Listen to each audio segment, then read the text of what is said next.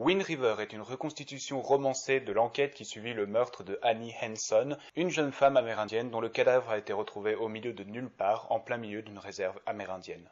Alors de base, c'est un style de film que j'aime beaucoup, les thrillers policiers. Je trouve que ce genre de film, lorsqu'il est bien fait, bien entendu, est vraiment captivant. Aussi bien dans le film, comment est-ce que les personnages vont élucider le mystère des meurtres, comment est-ce qu'ils vont attraper leur tueur, grâce à quels témoignages, aussi bien dans la vraie vie, parce que ça permet quelquefois de faire la lumière sur divers meurtres réels qu'il y a eu dans le monde, et de la lumière sur certains psychopathes ou juste des êtres humains qui font une personnalité très intéressante pour dans un film. Est-ce que ce film est très bien fait ? Dieu que oui. Ce que je trouve très réussi avec Wind River, c'est qu'il suit vraiment la formule du thriller policier, c'est une formule souvent qui est toujours la même, les enquêteurs cherchent des indices, posent des questions, trouvent peut-être le tueur ou non, sauf que celui-ci arrive à avoir quelques touches d'originalité qui font vraiment que le film est unique en son genre. On a déjà pour commencer le lieu de l'enquête. On est en plein milieu d'un désert de neige, dans une réserve amérindienne. C'est un lieu de plaine et de montagne gelée où il y a souvent de basses températures et des grosses tempêtes. Donc déjà c'est un lieu où il faut être robuste, où il faut vraiment survivre à ce climat. Et ensuite ça crée bien sûr certains problèmes pour les enquêtes. Si une tempête arrive, les traces disparaissent, etc. Les corps disparaissent sous la neige, est-ce qu'on peut tout retrouver? Et le fait que ce soit une réserve amérindienne amène un autre ingrédient des thrillers policiers, la tension entre les autorités.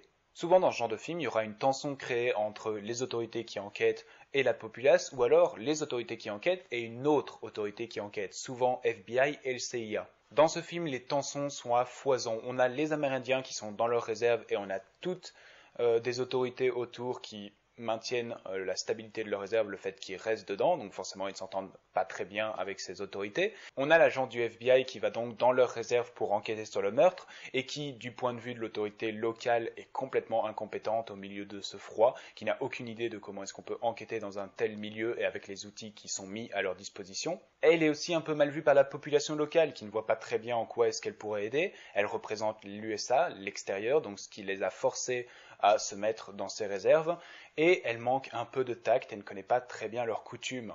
Mais ce qui est très intéressant dans ce film, c'est qu'il a un point de vue quand même assez gris, ce qui restera tout le long du film. Cet agent du FBI n'y peut rien. Certes, elle n'est pas très compétente, certes, elle ne connaît pas très bien le lieu, mais elle fait de son mieux, et son but premier, c'est vraiment de trouver le criminel, de rendre justice. Les quelques autres originalités du film sont vraiment dans l'enquête même. C'est une façon d'enquêter très spéciale, parce que le meurtre, en fait, est référencé comme un accident, pour les raisons du film, et il ne peut y avoir d'autres agents FBI qui arrivent, à part l'unique qui a été envoyé pour faire la vérification. Ainsi, comme je l'ai dit précédemment, elle n'est pas vraiment compétente pour travailler dans un tel lieu, et c'est là qu'elle forme une équipe avec un tracker. Un tracker qui va en gros faire beaucoup de l'enquête et qui a un point de vue très chasseur, logique. Lui repère en priorité les pistes, les traces dans la neige et traite vraiment les humains comme des animaux. Quelle serait la logique? Qu'est-ce qu'ils feraient dans une telle situation s'ils étaient en danger de mort? Et ça donne un aspect assez intéressant et assez neuf, je trouve, dans le thriller policier. On a également la révélation du meurtre que je trouve très intéressante. Elle arrive à travers une ellipse temporelle que je trouve assez inattendue et assez bien foutue. Et tout ce qu'on voit, tout ce qui est montré, est sacrément dur à prendre et sacrément cruel. Et c'est ce que je disais, le film est quand même sacrément sobre, sacrément mature, sérieux, et a vraiment une pointe de gris.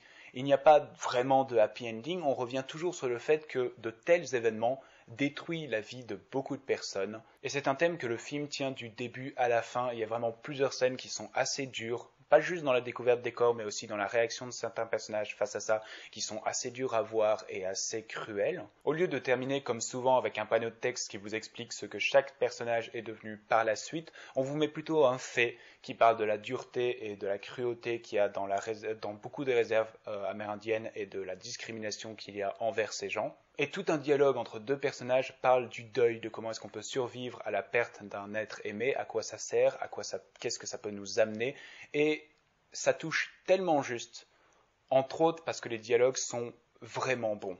Et puisque les dialogues sont bons, les personnages sont extrêmement attachants, entre autres surtout grâce aux acteurs. Je vais pas tous les citer, je vais principalement m'intéresser aux personnages principaux. On a Jeremy Renner, que vous connaissez probablement dans les films Marvel, et qui a un personnage, le personnage du Tracker, très intéressant et un passé assez sombre qui se découvre au fur et à mesure du film sur lui et qui lui donne une certaine motivation, un certain lien par rapport à cette enquête. On a Elizabeth Olsen, que vous connaissez probablement aussi avec les films Marvel, et qui joue le personnage de l'agent du FBI, qui là aussi, comme je dis, oui, certes, elle peut pas faire grand-chose, mais elle essaie quand même de faire de son mieux, et ça se voit. Et finalement, on a Bill Birmingham, qui joue le père de la fille retrouvée morte, et qui a justement ce dialogue sur le deuil avec Jeremy Renner.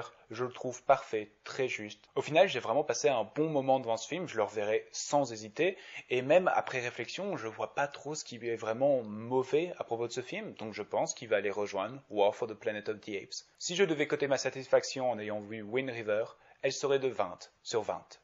Comme toujours, merci d'avoir regardé cette vidéo. Vous pouvez l'aimer, la partager, vous abonner à ma chaîne et la partager également. J'ai une page Facebook, Twitter où je vous tiens au courant de mes sorties mensuelles et je vous retrouve la prochaine fois pour une nouvelle critique.